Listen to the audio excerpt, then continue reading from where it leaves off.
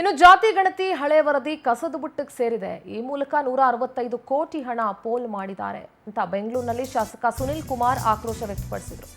ಈ ಜಾತಿ ಗಣತಿ ಏನೀಗ ಮತ್ತೆ ಹೊಸದಾಗಿ ಮಾಡಬೇಕು ಅಂತ ಅಂದ್ಕೊಂಡಿದ್ದಾರೆ. ಅದಕ್ಕೆ ಈಗ 90 ದಿನ ಬೇಕು ಅಂತ ಹೇಳ್ತಿದ್ದಾರೆ. ಈಗ ಹಳೆ ವರದಿ ಕಸದ ಬುಟ್ಟಿಗೆ ಸೇರಿದೆ. 165 ಕೋಟಿ ಹಣ ಪೋಲ್ ಮಾಡಿದ್ದಾರೆ.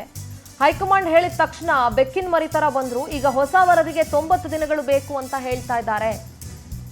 ಹೈಕಮಾಂಡ್ ಮಾತಿನಿಂದ ಸಿಎಂಗೆ ಮುಖಭಂಗ ಆಗಿದೆ. 3 ತಿಂಗಳಲ್ಲಿ ಸೀಮಿತ ಜಾತಿ ವರದಿ ಮಾಡೋದಕ್ಕೆ ಆಗೋದಿಲ್ಲ. ಜನರ ಹಣವನ್ನ ಬೇಕಾಬಿಟ್ಟಿ ಖರ್ಚು ಮಾಡಿದ್ದಾರೆ ಅಂತ ಬೆಂಗಳೂರಿನಲ್ಲಿ ಶಾಸಕ ಸುನಿಲ್ ಕುಮಾರ್ ಆಕ್ರೋಶ ವ್ಯಕ್ತಪಡಿಸಿದರು. ಲೀಡರು ಚುನಾವಣೆ ಸ್ಪರ್ಧೆನಲ್ಲಿ ಸೋತಾಗ ನನ್ನ ನಾಯಕತ್ವದಲ್ಲಿ ನಾವು ಚುನಾವಣೆ ಸೋತ್ವಿ ಅಂತ ಒಪ್ಕೋಬೇಕು. ಅದು ಬಿಟ್ಟು ಇವಿಎಂ ಮೇಲೆ ಎತ್ತಾಕ್ಬಿಡೋದು. ಇಲ್ಲಿ ಯಾವುದೋ ಒಂದು ಘಟನೆ ಕಾರ್ಯಕ್ರಮವನ್ನು ಸ್ವತಃ ಆಯೋಜನೆ ಮಾಡಿ ನಂತರ ನನಗೆ ಗೊತ್ತೇ ಇಲ್ಲ, ಇದು ಪೊಲೀಸರಿಗೆ ಗೊತ್ತಿದೆ ಅಂತೇಳಿ ಪೊಲೀಸರ ಮೇಲೆ ಎತ್ತಾಕೋದು ಎಷ್ಟರ ಮಟ್ಟಿಗೆ ಸರಿ?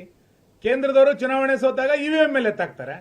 ಇವ್ರು ಇಲ್ಲಿ ಕಾಲ್ತುಳಿತ ಒಳಗಾದಾಗ ನನಗೇನು ಗೊತ್ತೇ ಇಲ್ಲ ಅಂತ ಮುಖ್ಯಮಂತ್ರಿಗಳು ಹೇಳ್ತಾರೆ ಅಂತಂದ್ರೆ ಇದಕ್ಕಿಂತ ಬೇಜವಾಬ್ದಾರಿತನ ಇನ್ಯಾವ ಮುಖ್ಯಮಂತ್ರಿನೂ ಕೂಡ ನಿರೀಕ್ಷೆ ಮಾಡಲಿಕ್ಕೆ ನಮಗೆ ಸಾಧ್ಯ ಇಲ್ಲ.